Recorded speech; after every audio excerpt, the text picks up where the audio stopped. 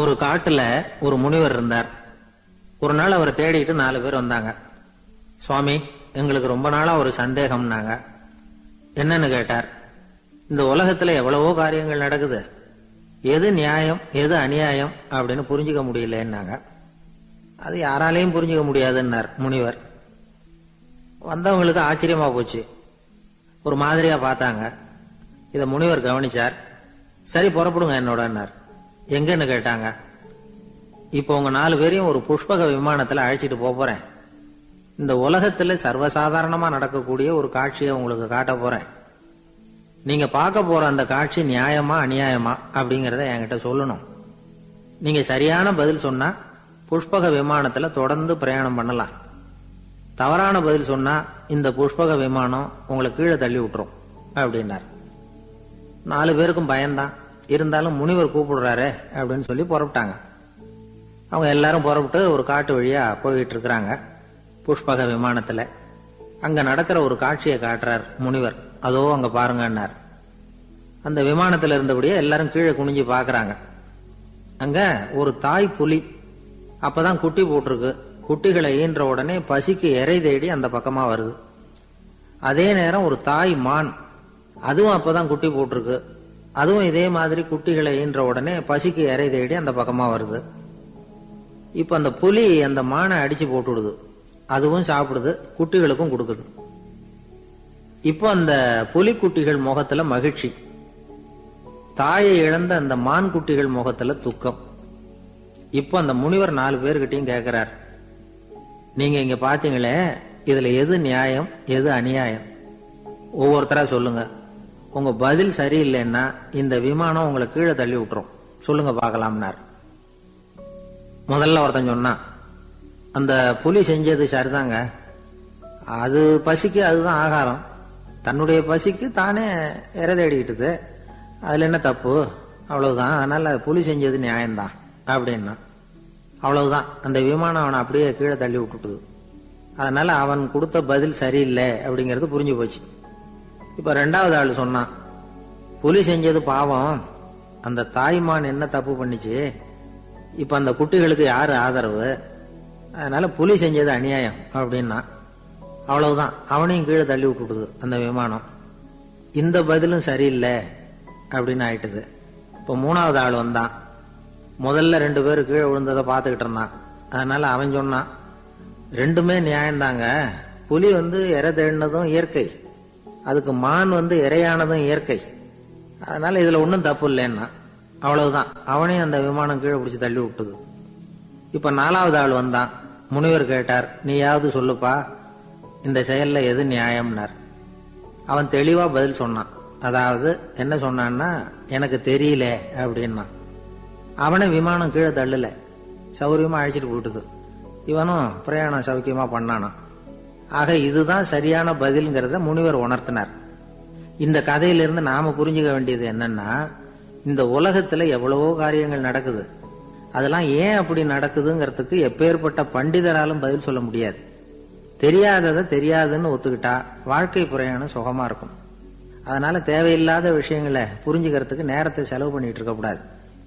வாழ்க்கையை குழப்பிக்க கூடாது. வாழ்க்கைக்கு தேவையானது என்னவோ அதை மட்டும் புரிஞ்சுக்கிட்டா போதும். இந்த காலத்து ஆள் ஒருத்தன் ஒரு பெரியவரை தேடி வந்தான். ஐயா, ஒரு சந்தேகம்னா. என்ன உன்னுடைய சந்தேகம்னார். பகுத்தறிவுன்னா என்ன, விதின்னா என்ன அப்படின்னு கேட்டான். இதுக்கு அவரு, இப்ப உன்னுடைய வலது கால தூக்குன்னார். தூக்கணும். சரி, இப்ப உன்னுடைய வலது கால கீழே இறக்காம உன்னுடைய இடது காலையும் தூக்குன்னார். தூக்கணும். பொத்துன்னு கீழே விழுந்துட்டான். பெரியவர் சொன்னார், உன்னால ஒரு காலை தூக்க முடிஞ்சது, அதுதான் பகுத்தறிவு. 2 கால்களையும் ஒரே சமயத்துல தூக்குனா அடிபடும், அப்படிங்கிறது தான் விதி அப்படின்னு விளக்கம் கொடுத்தார். இவன் தன்னுடைய விதியை நொந்துகிட்டே இடுப்பை பிடிச்சுக்கிட்டு அங்கிருந்து நடந்து போயிட்டான். ஒரு நாள் ஒரு 10-15 பள்ளிக்கூடத்து பிள்ளைங்க தேடிட்டு வந்தாங்க. உங்களை பார்த்துட்டு தான் போகணும், அதுக்காக தான் வந்திருக்கோம்னாங்க. என்ன விஷயம்னு கேட்டோம். நாங்கள்லாம் கூடி ஒரு முடிவு பண்ணியிருக்கிறோம், அதை உங்ககிட்ட சொல்லணும் அப்படின்னாங்க. அதுவும் ஒரு வாண்டு பையன் அதை சொன்னான். என்ன முடிவு அது அப்படின்னு கேட்டோம் ரொம்ப ஆர்வமாக. அதை இப்போ சொல்ல மாட்டோம், எங்களுக்கு பிடிக்கிற மாதிரி ஏதாவது ஒரு தகவல் சொன்னால் அதுக்கப்புறம் நாங்கள் அதை சொல்கிறோம் அப்படின்னா அந்த வாண்டு பையன்.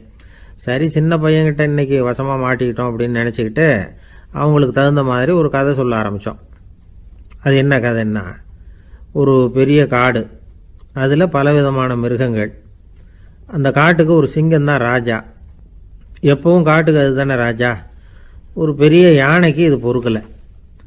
என்ன இது, எப்போ பார்த்தாலும் இங்கே சிங்கத்துக்கே ராஜா பதவி கிடைக்குது, நான்லாம் எவ்வளவு பலசாலியாக இருக்கிறேன், அப்படி இருந்தும் எனக்கு அந்த பதவி கிடைக்கலையே அப்படின்னு தனக்குள்ளே பொறுமிக்கிட்டே இருந்தது. ராஜா பதவியை நினச்சி ரொம்ப ஏக்கம், அதுக்கு பதவி மோகம். இந்த சமயம் பார்த்து ஒரு குள்ள நரி கூட்டம் அதை தேடிட்டு வந்தது. ஐயா பெரியவங்களே, நீங்கள் இந்த காட்டுக்கு ராஜாவாக இருக்க ஆசைப்படுறீங்க, அதில் ஒன்றும் தப்பு இல்லை. ஆனால் அதுக்கு முன்னாடி நீங்கள் எங்கள் கூட்டத்துக்கு கொஞ்ச நாள் தலைவராக இருங்க, அதாவது ராஜாவாக இருங்களேன், உங்களுக்கும் ஒரு ட்ரைனிங் கிடைச்சது மாதிரி இருக்கும் அப்படின்னு சொல்லியிருக்குது இந்த கூட்டம், குள்ள நரி கூட்டம். இதை கேட்ட உடனே யானைக்கு ரொம்ப சந்தோஷம் தாங்கலை. அதுதான் எப்போன்னு பதவிக்காக காத்துக்கிட்டு இருக்குதே. இருந்தாலும் கொஞ்சம் பிகுவோட, சரி நீங்கள்லாம் இவ்வளோ தூரம் என்னை தேடிட்டு வந்து கேட்கறதுனால மறுக்க முடியல அப்படின்னு ரொம்ப ஏதோ அவளுக்கு சிரமப்பட்டு ஒத்துக்கிறது மாதிரி ஒத்துக்கிட்டது. ஏதோ உங்கள் ஆசைக்கு கட்டுப்படுறேன், கொஞ்ச நாள் உங்கள் கூட்டத்துக்கு ராஜாவாக இருக்கிறதுக்கு சம்மதிக்கிறேன் அப்படின்னுது. உடனே அந்த யானை ராஜ நட போட ஆரம்பிச்சிட்டுது. யானை சாதாரணமாக நடந்தாவே எப்படி இருக்குங்கிறது நமக்கு தெரியும். அதுவே ராஜ நட நடந்தால் எப்படி இருக்கும் கற்பனை பண்ணி பாருங்கள். யானை முன்னாடி கம்பீரமாக போய்கிட்டு இருக்குது, தலைவர் இல்லையா, அதனால் குள்ள நரிகள்லாம் ரொம்ப அடக்கமாக அது பின்னாடி அணிவகுத்து போயிட்டு இருக்குது. ராஜா வாழ்க, மன்னர் வாழ்க அப்படின்னு கோஷம் வேற. யானைக்கு தலைகால் புரியல, அவ்வளவு சந்தோஷம்.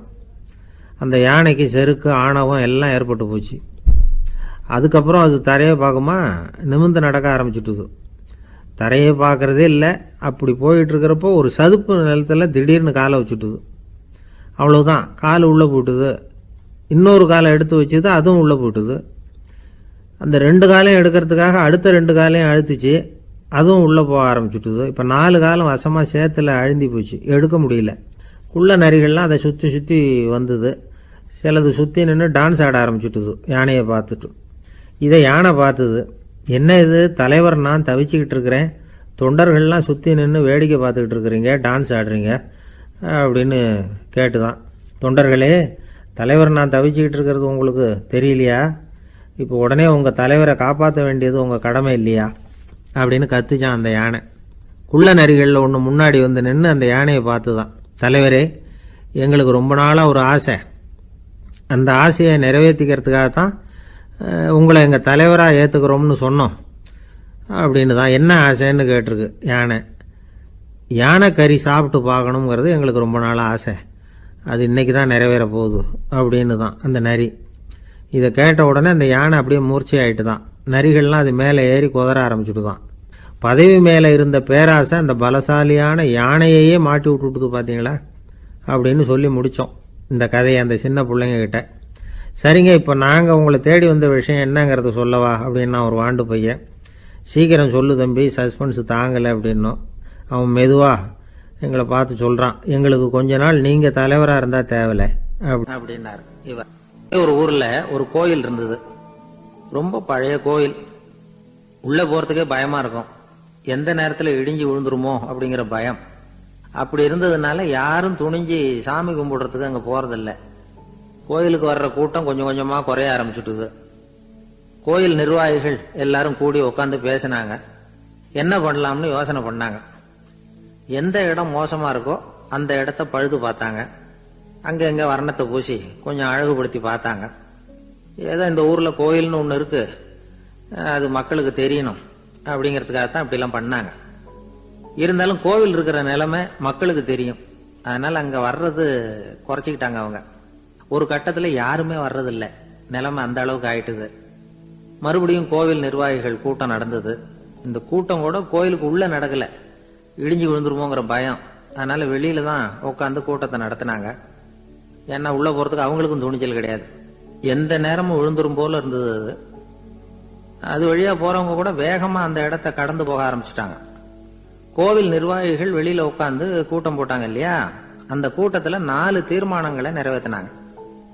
அது என்ன 4 தீர்மானம்னா, முதல் தீர்மானம், இந்த கோவிலை இடிப்பது அப்படிங்கிற முடிவை இந்த கமிட்டி மிகவும் வருத்தத்துடன் ஏற்றுக்கொள்ளுகிறது அப்படின்னு நிறைவேற்றினாங்க.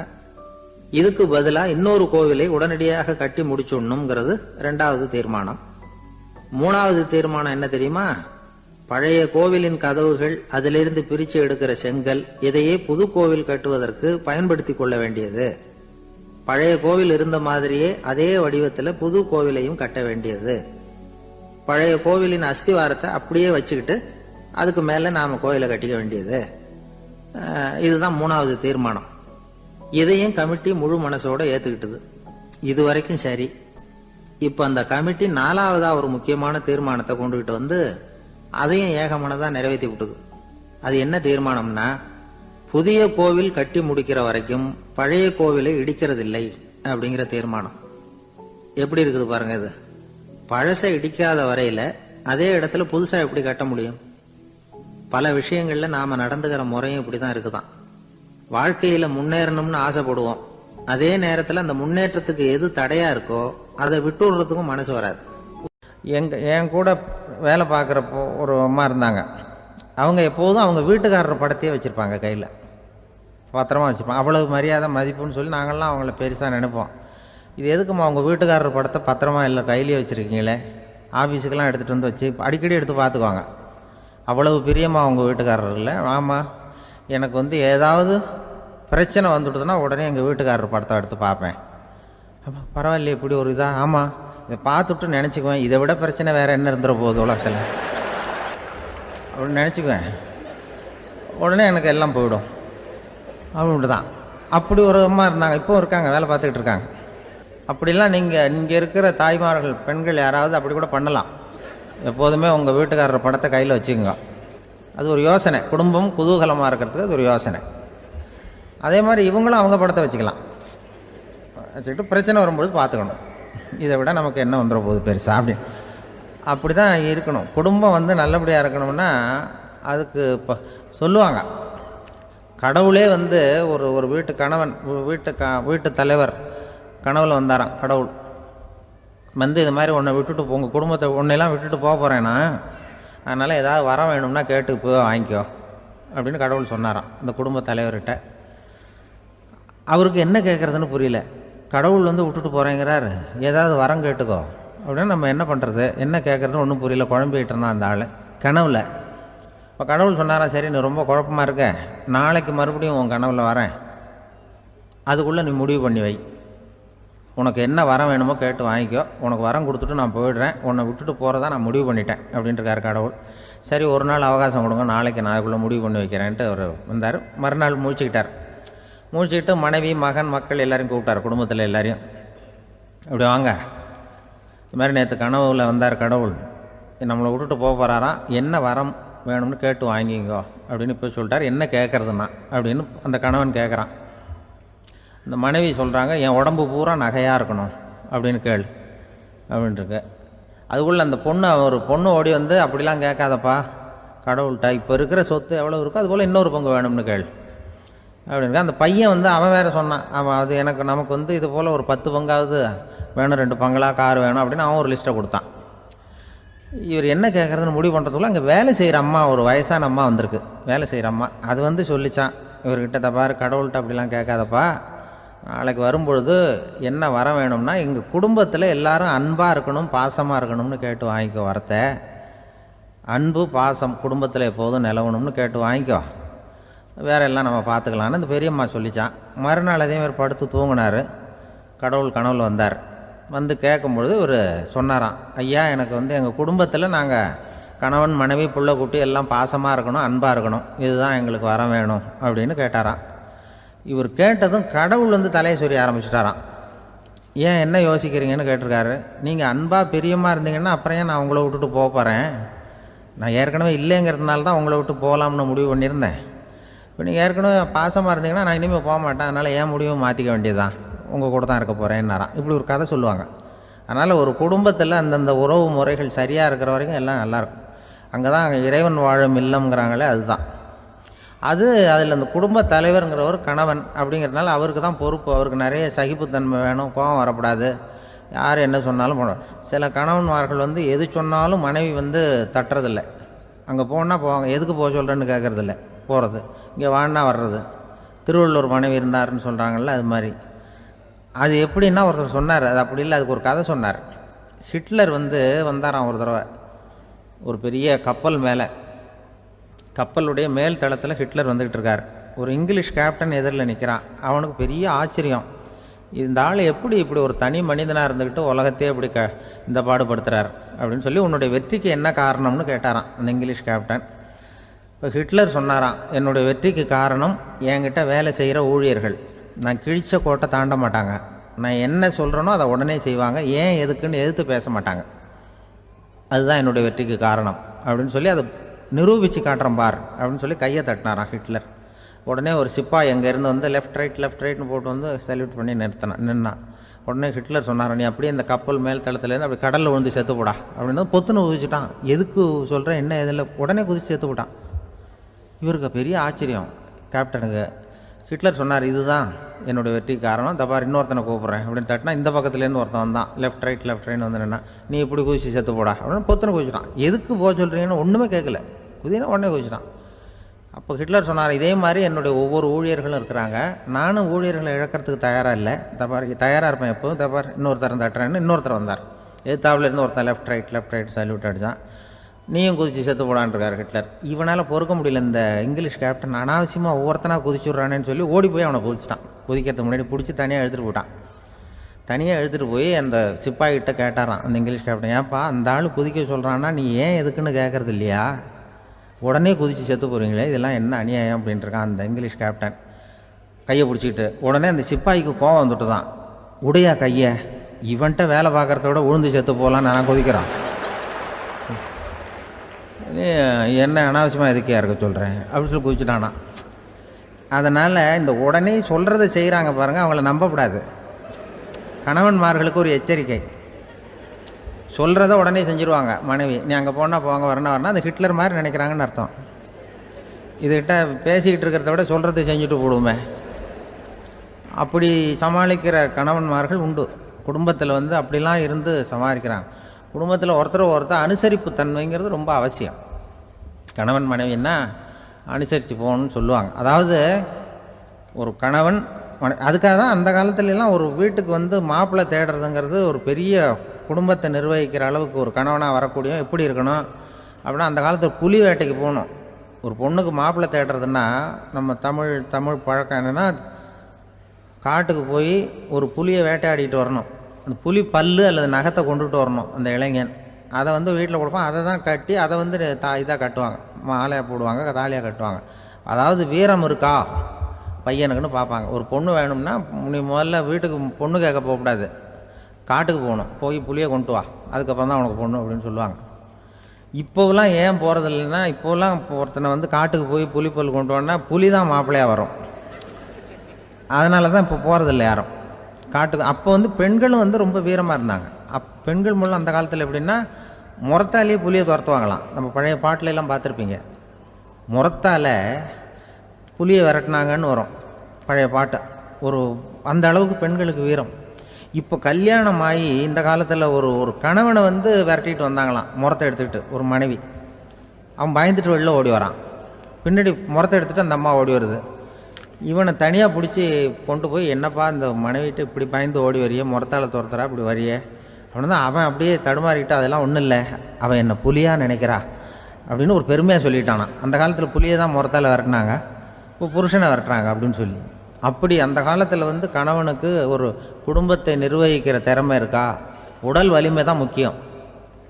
இப்போ கூட மதுரை பக்கத்தில் ஐயாவுக்கு தெரியும், அந்த இளவட்டக்கல்லுன்னு ஒரு ஊர், இப்போ ஊர் எல்லையில் கிடக்கும், ஊர் எல்லையில் ஒரு பெரிய கல் கிடக்கும். அந்த ஊருக்கு பொண்ணு கேட்க போகிறவங்க அந்த கல்லை தலைக்கு மேலே தூக்கி காட்டணும், அப்படியே தூக்கி தலைக்கு மேலே வசதி கீழே போடணும். அந்த வலு இருந்தால் தான் நீங்கள் அந்த ஊருக்குள்ளேயே போகலாம், பொண்ணு கேட்குறதுக்கு போகலாம், இல்லைன்னா நீ திரும்பி போக வேண்டியதான். அந்த வலிமை இருக்கா மாப்பிள்ளைன்னு பார்க்குறாங்க, இளவட்டக்கல்லுன்னு பேர். அப்போ என்ன பண்ணாங்கன்னா, ஒரு 1000 வருஷத்துக்கு முன்னாடி அந்த கல்லை தலைக்கு மேலே தூக்கி கீழே போடுவாங்களாம். ஒரு 500 வருஷத்துக்கு முன்னாடி அப்படி கொஞ்சம் தூரம் இடுப்பு அளவுக்கு தூக்கி கீழே போட்டுக்கிட்டு இருந்துருக்குறாங்க.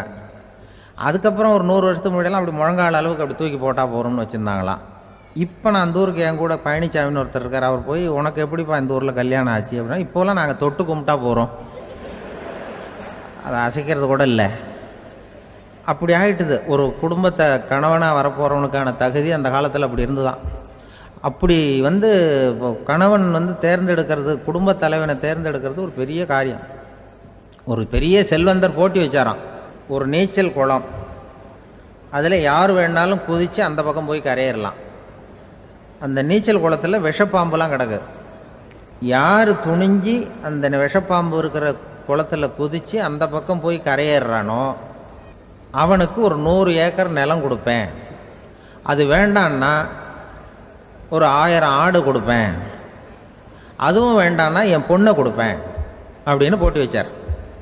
அதான் மாப்பிள்ளையை தேர்ந்தெடுக்கிறதுக்கு அவர் ஒரு வழி, நீச்சல் குளத்தில் குதித்து கரையேறணும். இப்போ அந்த ஊரில் இருக்கிற இளைஞர்கள்லாம் பார்க்குறாங்க அந்த குளத்தில் குதிக்கணும்னு. ஆனால் குளத்தில் வெறும் விஷப்பாம்புலாம் கிடக்கு. இது என்ன பண்ணுறதுன்னு பார்த்தா யாருமே குதிக்கிறதுக்கு தைரியம் வரல. திடீர்னு ஒருத்தன் துணிஞ்சு குதித்தான், படபடன்னு அடிச்சுட்டு போய் அந்த பக்கம் கரையேறிட்டான். கரையேறின உடனே பரவாயில்லையே ஒரு ஆள் வந்துட்டான்னு சொல்லி அவனை அந்த இளைஞனை போய் பிடிச்சிட்டு வந்தாங்க. அந்த பெரியவர் கேட்டார், ஏப்பா இவ்வளவு பெரிய விஷப்பாம்பெல்லாம் கிடக்கிற நீச்சல் குளத்தில் நீ துணிஞ்சு குதித்து கரையேறி இருக்கிற, உனக்கு என்ன 1000 ஏக்கர் நிலம் கொடுத்துருவா, 100 ஏக்கர் நிலம் கொடுக்கவா சொல்கிறப்படி அப்படின்னா, வேண்டாம் சார்ன்றான். ஓஹோ அப்படின்னா ஒரு 1000 ஆடு வேணுமா உனக்கு அப்படின்னா, அதுவும் வேண்டாம் சார். ஓ அப்படின்னா என் பொண்ணு வேணுமா அப்படின்னா, அதுவும் வேண்டாம் சாருங்கிறான். அப்புறம் எதுக்குடா குதிச்சுன்ட்டு என்ன உனக்கு என்ன தான் வேணும் அப்படின்னு கேட்டிருக்கார். என்னை எவன் பிடிச்சி தள்ளி விட்டவன்னு தெரியணும் அப்படின்ட்டுருக்கான். அதுக்காக அவன் பார்த்துருக்கான். அப்படி இருந்தால் தான் துணிச்சல் வரும் இந்த காலத்தில். எதுக்கு இவ்வளவு சங்கடம்லாம் வச்சாங்கன்னா, ஒரு குடும்பத்துக்கு தலைவராக வர வேண்டிய ஒரு ஆள், கணவனாக இருக்க வேண்டியவனுக்கு துணிச்சல் இருக்கா, தைரியம் இருக்கா அப்படிங்கிறது பார்க்குறதுக்காக இப்படிப்பட்ட தேர்வு முறைகள்லாம் வச்சுருந்தாங்க அந்த காலத்துலலாம். இப்போலாம் கல்யாணம் பண்ணுறது ஆளுக்கு நேரில் பார்க்காமலே கூட கல்யாணம் நடக்குது இன்டர்நெட்டில். இப்போ சர்டிஃபிகேட் கேட்குறாங்க, நோய் நொடி இல்லாமல் இருக்காரா பார், காட்டுக்கெலாம் போக வேண்டாம், நேராக ஆஸ்பத்திரிக்கு போய் ஒரு சர்டிஃபிகேட் வாங்கிட்டு வா, உனக்கு ஒன்றும் வியாதி இல்லைன்னு ப்ரூவ் பண்ணு, அதுக்கப்புறம் பார்த்துக்கலாம், மற்றதை பேசுவோம் அப்படின்னு சொல்லி அப்படி இருக்குது நிலைமை. அதனால் குடும்பத்தில் அந்த கணவனாக இருக்கிற வேண்டியவனுக்கு பொறுப்பு அதிகம். ஏன்னா எல்லாத்தையும் அனுசரித்து போக வேண்டியதாக வந்தான். அப்படி தான் இருக்குது. அந்த கணவன் மனைவிக்குள்ளே விட்டு கொடுக்கறது அதெல்லாம் பற்றி நிறைய எல்லாரும் ஏற்கனவே நம்ம புலவர்கள்லாம் பாடியிருக்காங்க, எல்லோரும் சொல்லுவாங்க. ஒரு கணவன், ஒரு குழந்தை பிறந்து தான் ஒரு வீட்டில், அந்த குழந்தைக்கு என்ன பேர் வைக்கிறதுங்கிறது ஒரு தகராறு. இந்த குழந்தைக்கு என்ன பேர் வைக்கிறதுங்கிறதுல தகராறு வந்துடுது. யார்? கணவனுக்கும் மனைவிக்கும். அவன் என்ன சொல்கிறான், எங்கள் அப்பா பேரை தான் வைக்கணுங்கிறான் அவன். இந்த அம்மா என்ன சொல்லுது, இல்லை எங்கள் அப்பா பேரை தான் வைக்கணும் அப்படிங்குது. காலையிலேருந்து சண்டை, தகராறு. எதிர்த்த வீட்டுக்காரன் பார்த்தான், இது என்ன காலையிலேருந்து எதிர்த்த வீட்டில் தகராறு நடக்குது, என்னென்னு போய் கேட்டிருக்கான். என்னம்மா உங்களுக்கு உள்ள தகராறு, காலையிலேருந்து பார்த்தேன் அப்படின்னா, ஒன்றும் இல்லைம்மா, எங்கள் குழந்தைக்கு பேர் வைக்கிறதுல எங்களுக்கு உள்ளே ஒத்து போக முடியல, நான் எங்கள் அப்பா பேரை வைக்கணுங்கிறேன், அந்த அம்மா அவங்க அப்பா பேரை வைக்கணுங்குது, அதுதான் எங்களால் குடும்பத்தில் ஒரு நிம்மதி இல்லாமல் இருக்கிறோம், தகராறு பண்ணிகிட்ருக்கோம் அப்படின்னு நானா. அப்போ எதிர்த்த வீட்டுக்காரன் சொல்லியிருக்கான், எதிர்த்த வீட்டுக்காரன்னு நான் எதுக்கு இருக்கிறேன், நான் பஞ்சாயத்து பண்ணி வைக்கிறேன், உங்களுக்குள்ள என்ன இது பேர் தானே வைக்கணும், ஏன்ப்பா உங்கள் அப்பா பேர் என்ன அப்படின்னு அவனை கேட்டிருக்கான். எங்கள் அப்பா பேர் சீனிவாசன் அப்படின்ட்டுருக்கான். இந்த அம்மாவை உங்கள் அப்பா பேர் என்னம்மா, கிருஷ்ணன் அப்படின்னு சொல்லி. இவன் யோசித்து பார்த்தான், குழந்தைக்கு சீனிவாச கோபாலகிருஷ்ணன்னு பேர் வைங்க போங்க அப்படின்ட்டு போயிட்டான். ஏற்ற விட்டு தீர்த்து வச்சுட்டு போயிட்டான். போனதுக்கப்புறம் இவங்க 2 பேரும் பேசிக்கிட்டாங்க. சரி, இந்த சீனிவாசன் சரி, கிருஷ்ணன் சரி, நடுவில் கோபாலம் யார் அப்படின்னு சொல்லி அவனை போய் இழுத்துட்டு வந்தான். எழுத்து வீட்டில் போய், அது யார்ரா, அது இங்கே வா, அது யார்ரா கோபால, அது எங்கள் அப்பா பேர், நீ அதை மட்டும் எதுக்கு விட்டு வைக்கிற, அதையும் சேர்த்து வச்சுட்டு போடான்னு. அதாவது குடும்பத்தில் ஒரு கணவனும் மனைவியும் ஒரு சின்ன விஷயத்தில் கூட ஒத்து போகலன்னா இப்படி தான் ஏற்று வீட்டுக்காரன் பஞ்சாயத்துக்கு வருவான். கோபாலன்னு குறுக்க வருவான் ஒருத்தன். அப்படி அந்த அனுசரிப்புங்கிறது குடும்பத்தில் ரொம்ப அவசியம். கணவனும் மனைவி அது ஒன்றுக்கு மேலே இந்த கல்யாணம் பண்ணிக்கிறாங்கல்ல, அது ரொம்ப அவஸ்தை. ஒருவனுக்கு ஒருத்திங்கிறது நம்ம இதெல்லாம் சொல்கிறது. ஒன்றுக்கு மேற்பட்ட திருமணங்கள் சங்கடத்தில் தான் கொண்டு விடும். நிறைய சொல்லுவாங்க. உலகத்திலேயே ஒரு பெரிய இது என்ன தெரியுங்களா, இயற்கை நிர்ணயம் பண்ணுது. இப்போ நம்ம சில பேருக்கு எனக்கு பொம்பளை பிள்ளை வேண்டாம், ஆம்பளை பிள்ளை வேண்டான்னு சொல்லி இந்த ஸ்கேன் பண்ணி என்னென்னவோ பண்ணிகிட்டு இருக்கிறாங்கல்ல. ஆனால் இயற்கை அந்த 50-50 ரேஷியோவை அது மெயின்டைன் பண்ணிகிட்ருக்கு. இந்த உலகத்தில் ஒரு அதிசயமான உண்மை என்னென்னா 116 ஆம்பளை புள்ள பிறந்தா 100 பொம்பளை புள்ள பிறகுதான். உலக அளவில் 116 ஆம்பளை புள்ள பிறந்தா 100 பொம்பளை புள்ள பிறகுது. இது எதுக்கு 16 அதிகமாக பிறகுதுன்னா, அந்த வாலிப வயசு அடையிறதுக்குள்ளே 16 செத்து போகுது. 16 அங்கங்கே ஓடுறது, கொஞ்சம் முரட்டுத்தனமாக போகிறதுனால செத்து போகுது. அந்த 50-50 இந்த ஒருத்தருக்கு ஒருத்தங்கிற ரேஷியோவை இயற்கை மெயின்டைன் பண்ணிகிட்டு இருக்கு. அது ஒரு பெரிய அதிசயம். அதை விட பெரிய அதிசயம் என்னென்னா, இந்த உலக யுத்தம் நடந்ததில்ல, முதல் உலக யுத்தம், 2வது யுத்தம், அப்போ பார்த்துருக்குறாங்க, கணக்கு எடுத்துருக்குறாங்க. அந்த யுத்தம் முடிஞ்ச பிறகு 116 ஆம்பளை பிள்ளைக்கு பதிலாக 160 170 பிறக்க ஆரம்பிச்சுதான். 100 பெண் குழந்தைக்கு 170 180 ஆண் குழந்தை. இது எதுக்குன்னா, அந்த போரில் செத்து போகுதில்ல ஆம்பளை பிள்ளைகள், அதை ஈடுகட்டுறதுக்காக அதிகமாக பிறக்க ஆரம்பிச்சிருக்கு. அந்த அளவுக்கு இயற்கை ஒரு பெரிய ரேஷியோவை மெயின்டைன் பண்ணுது. அதாவது ஒருவனுக்கு ஒருத்திங்கிறத அது சொல்லிகிட்டு இருக்கு. புறாவெல்லாம் வளர்த்திங்கன்னா, நான் கூட புறா வளர்த்துருக்குறேன் ஊரில். புறா வளர்த்திங்கன்னா ஒரு தடவைக்கு 2 முட்டை தான் விடும் ஒரு வீட்டுக்கு. அந்த 2 முட்டையும் குஞ்சு பறிச்சுன்னா அதில் ஒன்று ஆணாக இருக்கும், ஒன்று பொண்ணாக இருக்கும். அது எந்த முட்டை ஆண் எந்த முட்டை பெண்ணுங்கிறத இயற்கை நிர்ணயம் பண்ணுது. அதை நம்ம மாற்றவே முடியாது. ரெண்டையும் அந்த பெண்ணாவோ ரெண்டையும் ஆணாவோ மாற்ற முடியாது நம்ம. அதனால் அந்த இயற்கையை புரிஞ்சுக்கிட்டு நாம் நடந்துக்கணும். அதனால தான் ஒரு கணவன் ஒரு மனைவி, அதான் ஒருத்தருக்கு ஒருத்தங்கிறது. ஒன்றுக்கு மேலேனா சங்கடம் தான். ஒரு பஸ்ஸில் ரெண்டு பெண்கள் வந்துக்கிட்டு இருந்தாங்களாம். பஸ்ஸு பிரயாணம். 2 பெண்கள் பக்கத்து பக்கத்தில் உட்காந்துருக்காங்க. அந்த கண்டக்டரை கூப்பிட்ருக்காங்க, இங்கே வாயா அப்படின்னு அந்த ஒரு அம்மா கூப்பிட்ருக்கு. என்னம்மா அப்படின்ட்டுருக்கார். இந்த ஜன்னலை திறந்து விட்டு போ அப்படின்னு. சரின்னு பக்கத்தில் இருந்த ஜன்னலை திறந்து விட்டு அவர் போயிட்டார். பக்கத்தில் இருந்தாமல் உடனே இங்கே வாயா மறுபடியும் வாயான்னு கூப்பிட்ருக்கு. என்ன இந்த ஜன்னலை மூடிவிட்டு போ அப்படின்ட்டுருக்கு. மூடிவிட்டு போனார். மறுபடியும் அந்த முன்னாடி கூப்பிட்டது வாமா வாயா வாயான்னு மறுபடியும் கண்டக்டரை கூப்பிட்டு, என்ன இந்த பார், இந்த ஜன்னலை நீ மூடி வச்சின்னா நான் மூச்சு திணறி செத்து போடுவேன். அப்புறம் உடனே பக்கத்தில் இருந்த அம்மா, தபாரியா அந்த அம்மா பேச்சை கேட்டுட்டு நீ திறந்து வச்சின்னா நான் குளிர் தாங்காமல் செத்து போடுவேன் அப்படின்ட்டு. அவர் தலையை பிச்சுக்கிறார் கண்டக்டர். என்னடா பெரிய ரொம்ப போச்சேன்னு, கொஞ்சம் தூரம் பிரயாணம், இதில் கூட அட்ஜஸ்ட் பண்ணி போகக்கூடாதா அப்படின்னு. அப்போ அந்த பஸ்ஸில் பின்னாடி ஒருத்தன் கடைசி சீட்டில் வெயில் தாங்காமல் சட்டையெல்லாம் கட்டி போட்டுட்டு ஒரு கிராமத்து ஆள் பீடி குடிச்சிட்டு வரான்.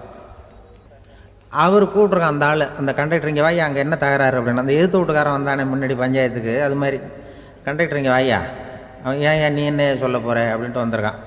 சட்டையெல்லாம் கட்டி போட்டு பீடி குடிக்கிறோம், பீடி புகையை ஊதி விட்டு அங்கே என்ன தகராறு அப்படின்னு கேட்டிருக்கான். ஒன்றும் இல்லையா, அந்த அம்மா ஜன்னலை திறந்தா செத்து போவேங்கிறது, இந்த அம்மா ஜன்னலை மூடுனா செத்து போவேங்கிறது, நான் என்னையா பண்ணுறது ஒரு ஆள், இதுக்கு ஏன் கவலைப்படுறேன், நான் சொல்கிறத கேள், நான் தீர்த்து வைக்கிறேன் பிரச்சனையை அப்படின்னு சொல்லிவிட்டு பீடியை எடுத்துவிட்டு புகையை ஊதிவிட்டு சொன்னானா, கொஞ்ச நேரம் அந்த ஜன்னலை மூடி வை, அந்த அம்மா செத்து போவோம்,